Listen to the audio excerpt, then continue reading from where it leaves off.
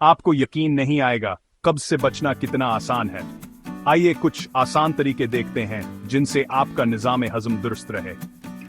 सबसे पहले खूब पानी पिएं। दिन में कम से कम 8 गिलास पानी पीने की कोशिश करें ताकि सब कुछ रवा दवा रहे। अगला तरीका, ऐसी चीजें खाएं जिनमें रेशा ज्यादा हो। एंडोमी जैसे फल, सब्जियां, गेहूं की रोटी और गरियां।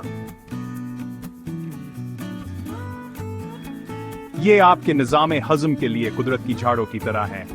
वर्जिश करना मत भूलिए। रोजाना थोड़ी सी वर्जिश बहुत मुफीद हो सकती है। थोड़ी सी वॉक भी मददगार साबित हो सकती है। आखिर में अपने जिस्म की बात सुने। जब आपको बैतुल खिला जाने की हाजत महसूस हो तो इंतजार ना करें। रोकने से मसला बढ़ सकता है। तो खूब पानी पिएं, रेशा वाली चीजें खाएं, वर्जिश करें और अपने जिस्म की बात सुनें। इन बातों को याद रखें और आपको कोई मसला नहीं होगा। कब्ज को अलविदा कहें और खुश पेट को खुश आमदीद।